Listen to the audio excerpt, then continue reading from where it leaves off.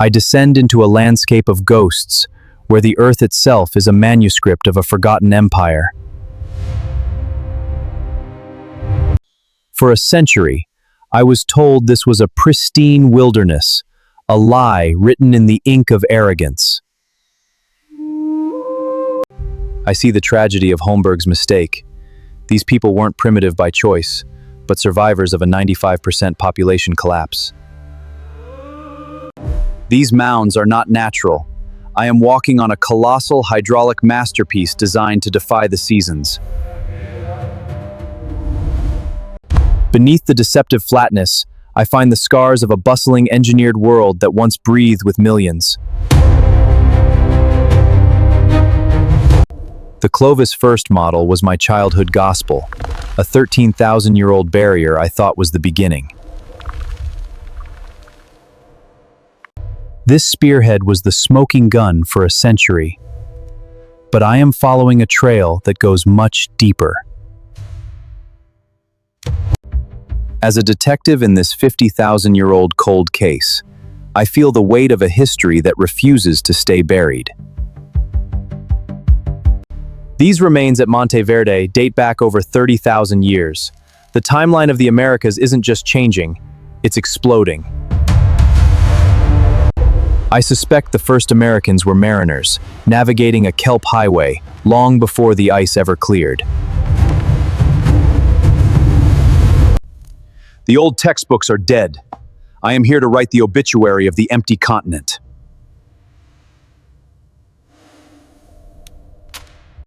In the Peruvian desert, I witnessed the Third Neolithic, a civilization as old as the pharaohs, born from the sand.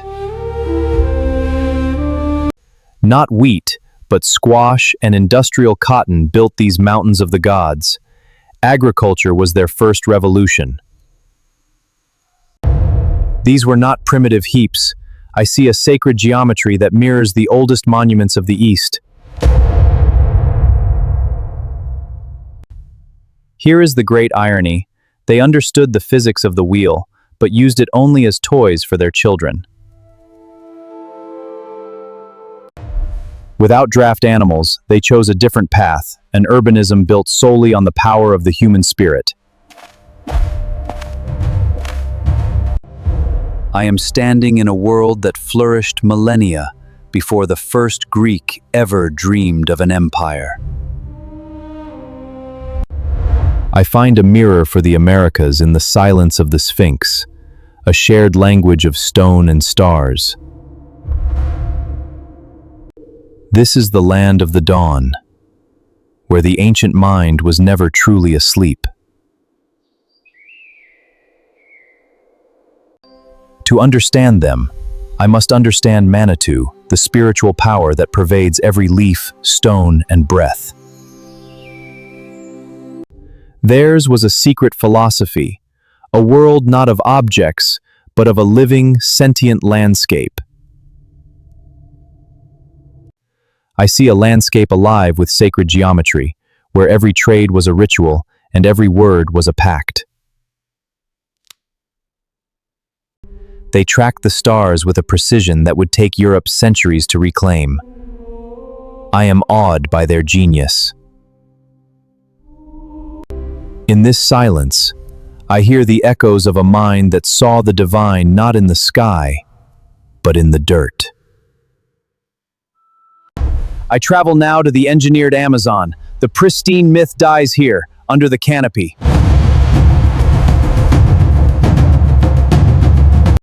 I am ascending Ibibate, not a hill of soil, but an 18-meter mountain of pure human history. It is a hill of broken porcelain and ceramic ghosts. Every step I take is on the wreckage of a metropolis. These were not nomads. I am standing in the ruins of an urban center that rivaled Rome in its complexity.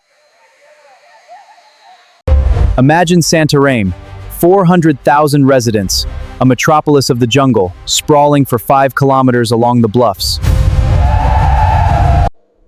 They didn't just inhabit the forest. I see they literally manufactured the soil. Terra, the technology of life. This was a Garden City masterpiece, a marriage of man and nature that sustained millions in a green paradise. I look into the DNA, a time machine that reveals the genetic bottleneck of a pioneering few.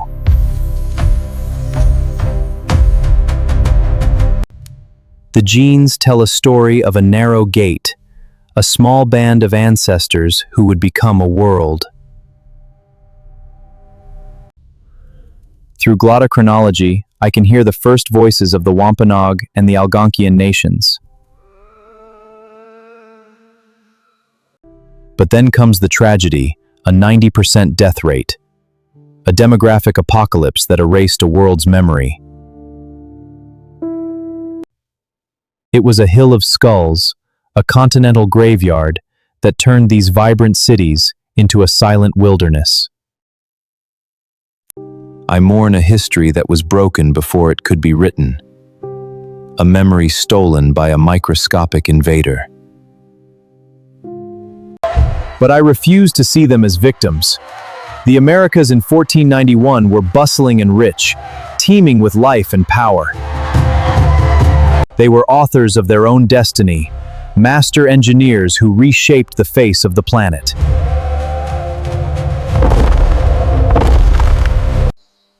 From a tiny wild grass, they engineered the grain that now feeds the modern world. Genius in a kernel. From the Andes to the Amazon, I see a tapestry of genius that survived the fire and the plague. I look beneath our modern steel and concrete, and I see the foundations of a deeper world. The geoglyphs are still there. The deep history of the first Americans is under our very feet.